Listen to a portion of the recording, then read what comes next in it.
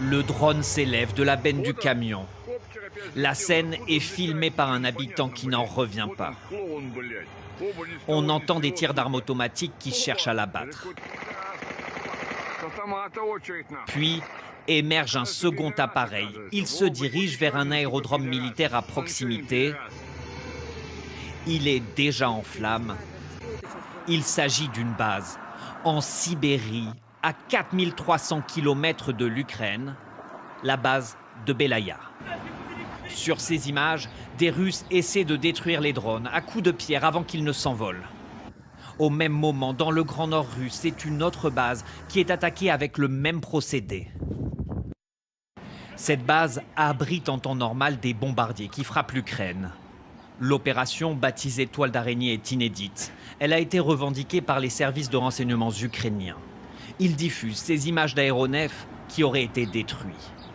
Ils publient aussi des photos de leurs préparatifs. Les drones étaient cachés dans des containers dont le toit aurait été soulevé à distance. Une attaque d'ampleur en profondeur sur le territoire russe. Un coup dur pour l'armée de Vladimir Poutine. Dans les régions d'Irkoutsk et de Mourmansk, du fait du lancement de drones à proximité immédiate des aérodromes, plusieurs aéronefs ont pris feu. Plusieurs participants à ces attaques terroristes ont été arrêtés. La nuit dernière, c'était les chemins de fer russes qui ont été visés. Ici, un train de passagers s'est encastré dans un pont routier dans la région russe de Briansk. Il s'était effondré après une explosion. Bilan officiel, 7 morts, plus de 60 blessés. Quelques heures plus tard, autre accident qui ressemble à un sabotage dans la région de Koursk, elle aussi frontalière de l'Ukraine. Le rail est une cible car depuis le début de la guerre, les Russes l'utilisent beaucoup pour transporter des hommes et du matériel militaire. Ces attaques interviennent alors que demain, Russes et Ukrainiens doivent se rencontrer à Istanbul pour des pourparlers directs. Ce sera seulement leur deuxième rencontre en 3 ans. Le drone s'élève de la benne du camion. La scène est filmée par un habitant qui n'en revient pas. On entend des tirs d'armes automatiques qui cherchent à l'abattre.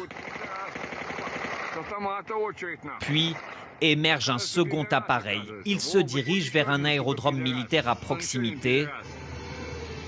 Il est déjà en flammes. Il s'agit d'une base en Sibérie, à 4300 km de l'Ukraine, la base de Belaya. Sur ces images, des Russes essaient de détruire les drones à coups de pierre avant qu'ils ne s'envolent. Au même moment, dans le Grand Nord russe, c'est une autre base qui est attaquée avec le même procédé. Cette base abrite en temps normal des bombardiers qui frappent l'Ukraine.